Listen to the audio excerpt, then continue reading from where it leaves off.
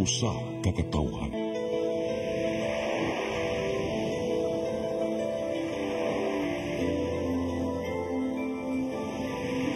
Cebu Catholic Television Network.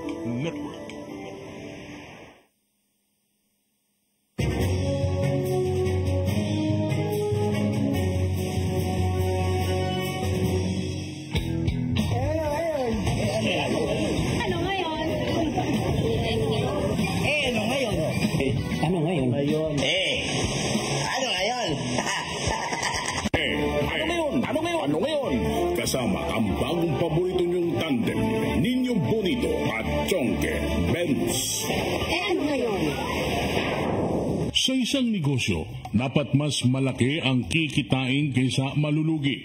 Sa isang pamilyang Pilipino, dapat mas malaki ang kita ni tatay o ni nanay, ni kuya o ni ate, kaysa ginagasta ng kamag-anakan. Kung hindi ganito ang pag-isip ng isang haligi ng tahanan, malulubog sa utang o mamamatay sa gutom ang buong angkan. Sa binabalangkas na budget ng Pilipinas sa 2025, baliktad ang pag-iisip ng Vice Chairman ng House Appropriations na si Representative Stella Kimbo. Dapat daw, mas malaki ang gastos kaysa inaasang tax revenues para magkaroon kuno ng multiplier effect. Komplikado ang mga ugat sa kanyang utak. Mas madaling unawain ang mathematics na ganito. Kabuang budget sa 2025, 6.352 trillion pesos. Inasang buwis na makokolekta, 4.644 trillion pesos. Inasang kakulangan sa budget, 1.537 trillion pesos. Kaya uutang na naman ang gobyerno ng 2.5 trillion pesos. Kung kulang tayo ng 1.5 trillion pesos at pupunuan lang, bakit 2.5 trillion pesos ang uutangin? Para saan ang sobrang 1 trillion pesos na uutangin? Utang na naman eh. O Idol Chonke Benz, utang na naman. Ang swerte nila, taga-utang lang. Tayo ang tagabayad. Maswerte pa kasi may 1 trilyong pisong sobra sa utangin. Sabi mo nito, ang 1 trilyon ba ay sobra sa mga magnanakaw? Kulang eh. Naawa nga ako sa kanila. Bakit? Liliit ang hatian. Ibahin mo na, serious tayo eh.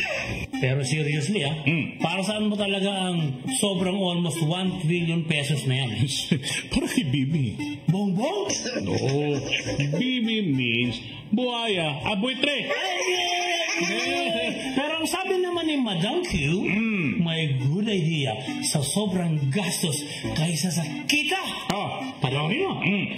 We have a deficit of 1.6 trillion something change, right? 1.537, Yeah. Mr. Speaker. Gusto ko lang malaman, Mr. Chair, Mr. Speaker, sa ating magaling na Madam Sponsor. I heard, if I'm correct, you mentioned na our borrowings will be amounting to 2.5 and change trillion. Am I right? That is correct, Mr. Speaker, Your Honor. So, Mr. Chair, siguro, please enlighten us, Mr.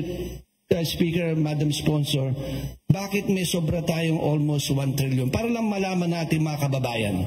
Ano yung difference na yun?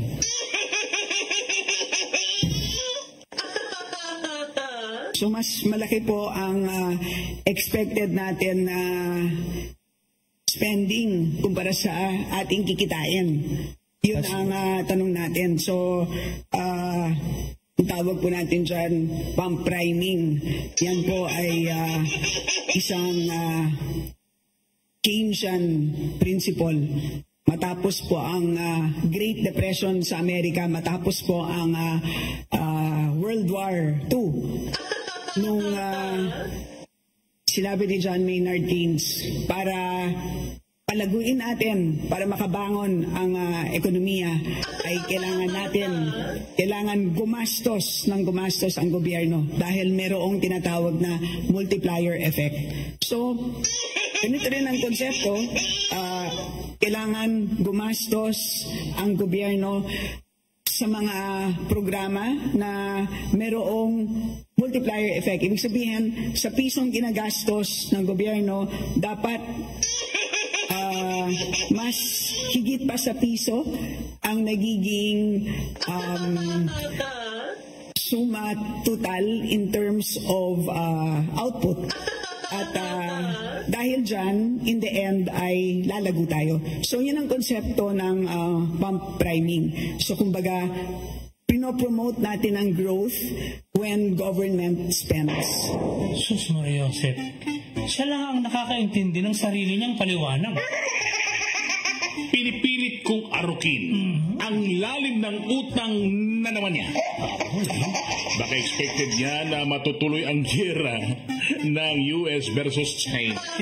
At tayong unang casualty.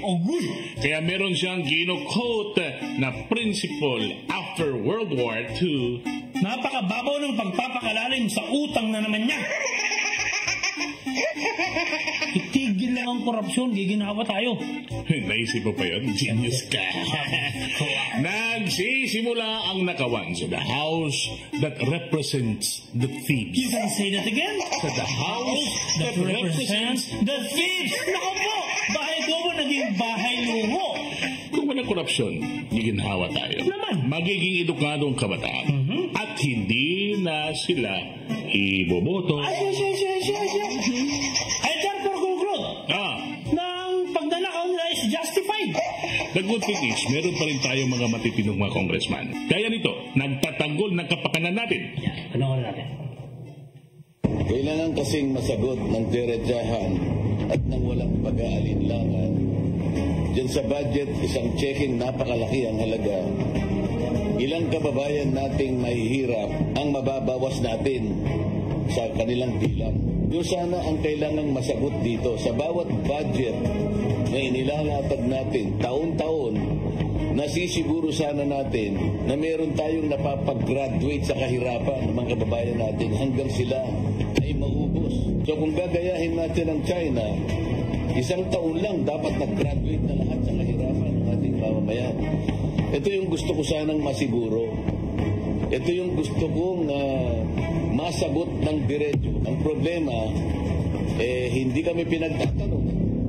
Gusto ko sanang usisahin kung bakit yung Magna Carta na ginawa natin sa loob ng 15 taon ngayon ay hindi naipatutupad ng maayos. Walang implementing rules and regulations.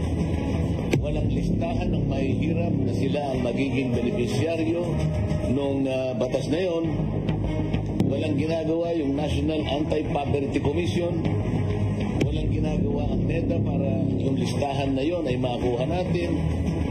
Dahil kung ang tinutukoy nila ay mabawasan ng 1 digit ang kahirapan sa ating bansa at hindi naman sila magsisimula, kahit kailan ay hindi matutupad yung kanilang hangarin sapagkat hindi gumagalaw yung batas at walang gustong sumagot at walang gustong gumawa at ayaw nila kaming bigyan ng pagkakataon na makapagtanong dito sa bahaging ito.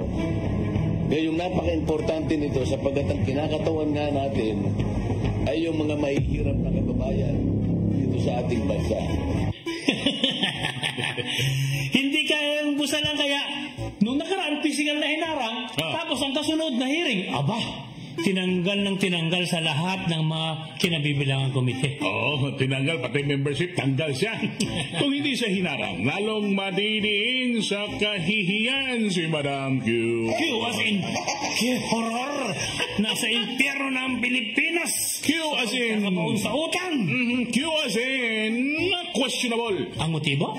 Hindi, questionable ang mamahaling alahas.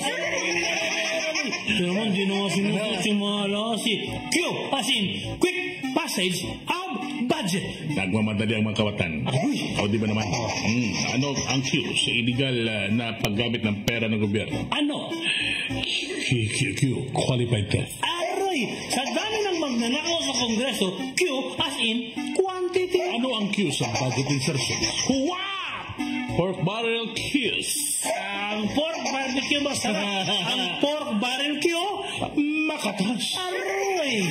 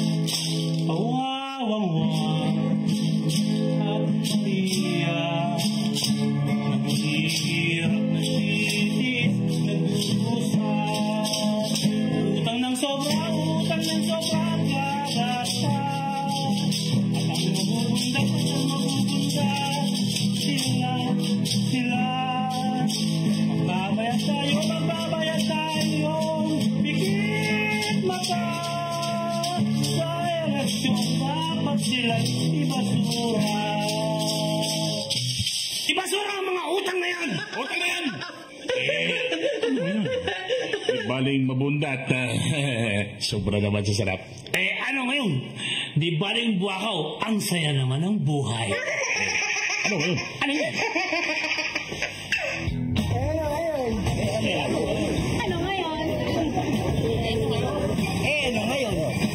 Ano ngayon?